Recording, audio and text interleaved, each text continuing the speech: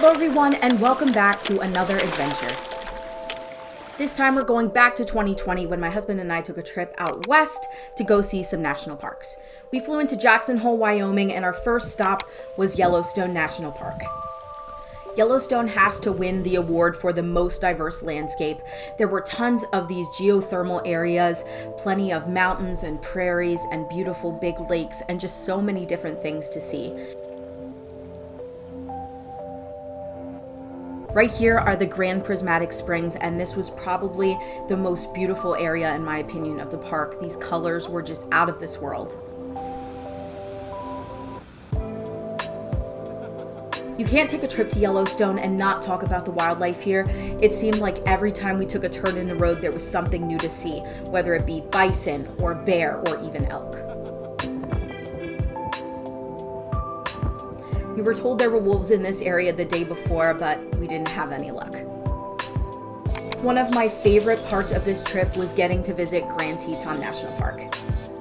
There were plenty of short trails and wildlife to see here, but I'd say that my favorite part of this stop had to be traveling to Mormon Row, where we could see these little prairie dogs and these gorgeous barns. Our next stop took us to Utah as we checked out Arches National Park. I'd say our favorite part of Arches National Park was definitely the hiking. We had to hike out to the Delicate Arch, which was super slippery the day that we were there, and we couldn't pass up the opportunity to do the Devil's Garden Trail out to the Double O Arch. In my opinion, this was by far the most strenuous hike that we took throughout our entire trip.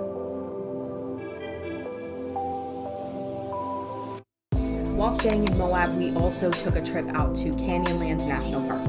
While we were here, we hiked the Mesa Arch Trail as well as the White Rim Overlook. This road that you can see is actually the White Rim Road. My husband was super jealous of these Jeeps that got to actually travel down into the canyon. In my opinion, Canyonlands was even more beautiful than the Grand Canyon.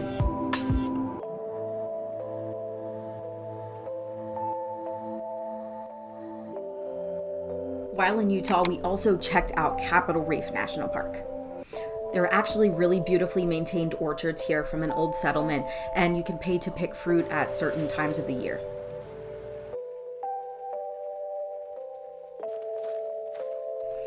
Some of the trails that we hit at Capitol Reef National Park were the Hickman Bridge Trail, which led to a huge, beautiful panoramic arch, as well as the Grand Wash Trail.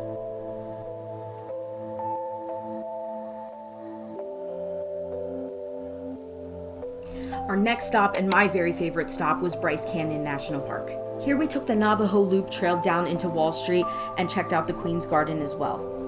As you can see, these hoodoos were massive and their colors were just beautiful. I love the greenery of this park set against the orange sandstone. The second to last gem on this journey was Zion National Park.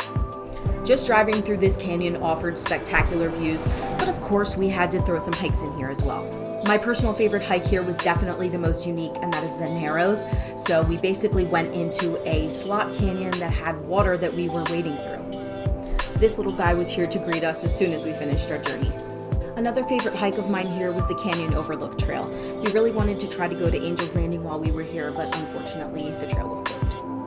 We were also lucky enough to sneak a quick trip to Horseshoe Bend into our travels. From here we traveled to Flagstaff, Arizona, and our final stop in the trip was Grand Canyon National Park. While here we checked out a bunch of overlooks on both the north and the south rim. The canyon was massive at 18 miles wide and 277 miles long, and it was a great way to end the trip. Thanks so much for taking the time to explore with me. Don't forget to enjoy the journey and look out for new videos coming soon.